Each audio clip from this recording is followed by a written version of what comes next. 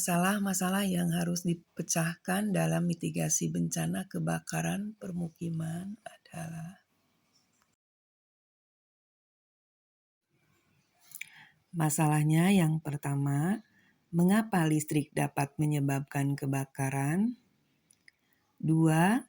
Bagaimana proses terjadinya kebakaran di permukiman? Poin 3. Bagaimana cara dan solusi mencegah kebakaran di permukiman?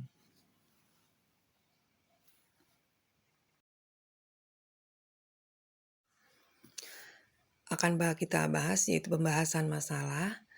Nanti kita uraikan satu persatu agar kalian dapat memahami dari proyek IPAS yang akan disampaikan oleh Ibu. 1. Mengapa listrik dapat menyebabkan kebakaran di permukiman?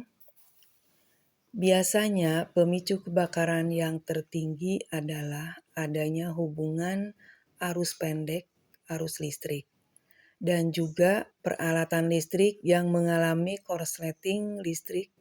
Biasanya ada beberapa peralatan listrik yang sering mengalami hubungan pendek arus listrik. Yang pertama itu biasanya adalah kabel listrik yang tidak sesuai diperuntukannya. Bisa menyebabkan lapisan pembungkus kabel jadi terbakar, sehingga dapat menimbulkan percikan-percikan api, sehingga itu bisa menyebabkan terjadinya kebakaran.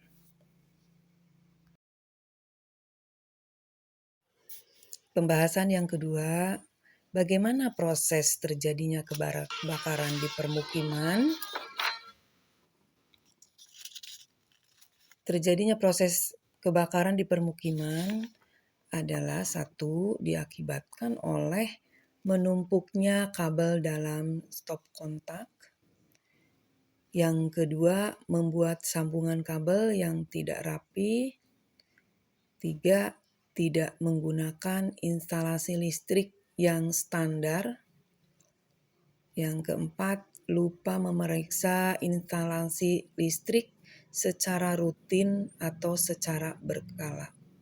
Sehingga dari keempat poin itu bisa mengakibatkan atau terjadinya proses kebakaran di permukiman. Kebiasaan-kebiasaan inilah yang bisa menyebabkan terjadinya bencana kebakaran.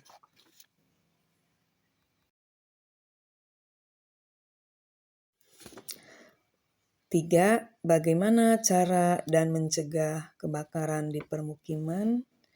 Yang paling utama itu adalah menumbuhkan kesadaran dari diri kita sendiri, yaitu kesadaran dalam mematikan lampu ketika sudah digunakan dan cabut kabel setelah pemakaian.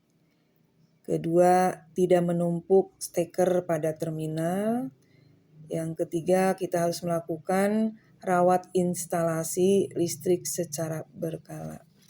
Demikian pemaparan masalah-masalah yang harus dipecahkan dalam mitigasi bencana. Demikian materi yang saya sampaikan dan saya ucapkan banyak terima kasih, semoga bermanfaat.